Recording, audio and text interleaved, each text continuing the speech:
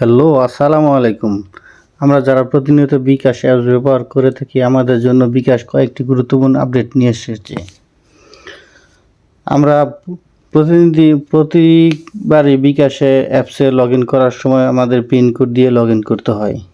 এখন আমরা এই আপডেটটির মাধ্যমে প্রতিবার আমাদের পিন দিয়ে লগ ইন করতে হবে না। আমরা জাস্ট একবারে যেইভাবে ফিঙ্গারপ্রিন্টটা একবার অ্যাড করে নেব, এরপর আমরা সবসময় এই ফিঙ্গার দিয়েই অ্যাপসে লগ ইন করতে পারবো। এই যে দেখুন, আমরা 1 মিনিটের মধ্যেই সব সেটিং করে ফেলেছি। এখন আমরা নিচের দিকে দেখতে যাচ্ছি দ্বিতীয় নাম্বার যে আপডেটটি, এটা হচ্ছে বিকাশ বান্ডেল।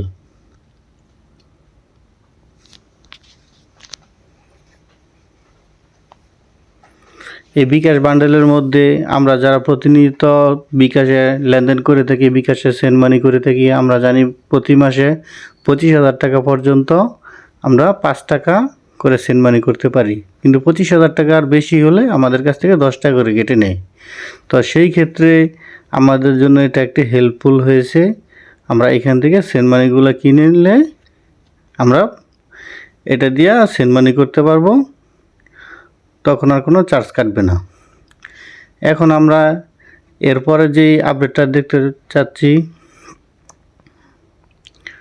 আমরা উপরে দেখতেছি বিকাশ রিওয়ার্ড। বিকাশ রিওয়ার্ড হচ্ছে আমাদের প্রতিদিন যে লেনদেন হয়, ওই লেনদেন থেকে বিকাশ আমাদের একটি কিছু কয়েন দিয়ে থাকে। আমাদের এই পয়েন্টগুলো দিয়ে আমরা পরে গিফট পেয়ে থাকি। এখন এই যে উপরে দেখতে পাচ্ছি আমরা 500 টাকা বা তার বেশি পেমেন্টে 50 টাকা ক্যাশব্যাক। আমার এইখানে 13,167 পয়েন্ট জমা হয়েছে। তাহলে আমি যদি 500 টাকা বা তার বেশি পেমেন্ট করি, 50 টাকা ক্যাশব্যাক পাওয়ার জন্য আমরা আমাদের কাছ থেকে 4,000 পয়েন্ট কেটে নিবি। এখন আমরা দেখি একটা পেমেন্ট করে যে আমরা ক্যাশব্যাক পাই কি না। এখন শেষ, এইখানে আমাদের সেটিং করতে হবে। আমাদের সেটিংটা করা হয়ে গেল, শুধু আমাদের ক্লিক করে জানতে হবে। এখন আমরা একটা পেমেন্ট করে দেখি যে ওইখানে তো তারা দিল, আমরা ক্যাশব্যাকটা পাই কি না। আমরা একটা পেমেন্ট করে দেখি যে আমরা ক্যাশব্যাক পাইছি কি না।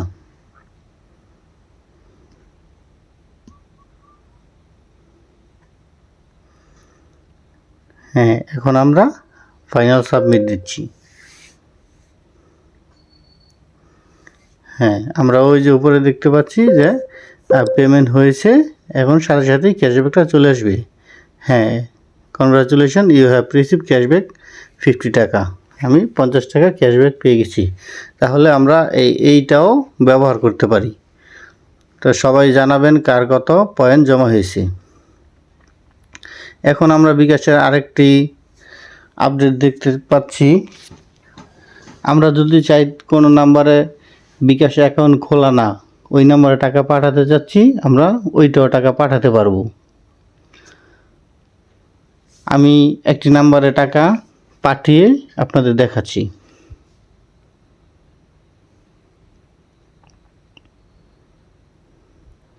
তো আমি এখন যেই নাম্বারটি তুলছি, এই নাম্বারটি আমি জানি যে এটিতে বিকাশ খোলা নাই। তো আপনারা অনেক সময় হয় কি যে নাম্বার জানা হয় না যে এটাতে বিকাশ নাই, তো আপনারা কি করেন, টাকা সেন্ড করে দেন।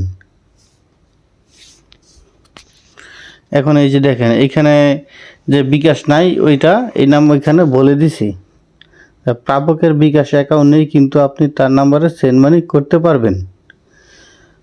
এখানে আপনি সেন্ড মানি করে টাকা পাঠাতে পারবেন, কিন্তু ন্যাচের এই লেখাটা অনেকেই খেয়াল করে না, ওই নাম্বারে টাকা পাঠিয়ে দেয়। এখন হচ্ছে আমরা 50 টাকা ওই নাম্বারে পাঠিয়ে দিয়ে তারপর দেখাচ্ছি ওই টাকাটা কিভাবে ফেরত আনবো। কোনো যদি নন বিকাশ অ্যাকাউন্টে টাকা সেন্ড হয়ে যায়, তাহলে ওই বিকাশ যদি 72 ঘন্টার ভিতরে বিকাশ অ্যাকাউন্ট খোলা হয়, তাহলে সে টাকা তুলতে পারবো। আর যদি 72 ঘন্টার ভিতরে টাকা না তোলা হয়, তাহলে আপনার কাছে ফেরত এসে পড়বে। এখন আমরা এই নাম্বারে 50 টাকা পাঠিয়ে দেখছি ওইটা কিভাবে আমরা আবার ফেরত আনবো।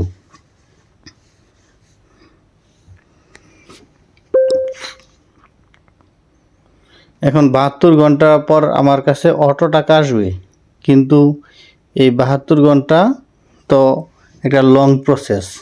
72 ঘন্টার সময় তো আমরা বসে থাকবো না, তো আমরা তো চাচ্ছি যে আমাদের টাকা আমরা সাথে সাথেই নিয়ে আসতে। এখন আপনাদের দেখাবো যে কিভাবে আমরা সেই টাকাটি 1 মিনিটের মাঝেই আমরা ফেরত আনব। তো আমাদের মাঝেই অনেকেই এই বিষয়গুলো জানে, আবার অনেকেই জানে না। আমাদের মধ্যে আমরা যারা না জানি তারা শিখে নিচ্ছি। তো এখানে আমরা দেখতে পাচ্ছি একটি নন বিকাশ একটি অপশন আছে। তো আমরা নন বিকাশ অপশনে গিয়ে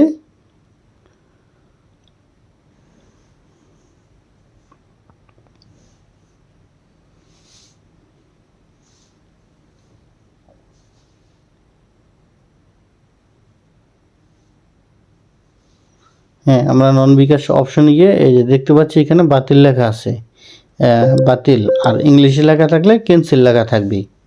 তো এটা যদি আমরা ক্যান্সেল করে দিই বা বাতিল করে দিই, তাহলে ওই যে আমরা যে টাকাটা পাঠিয়েছি এটা কিন্তু আমরা সাথে সাথেই ফেরত পেয়ে যাচ্ছি।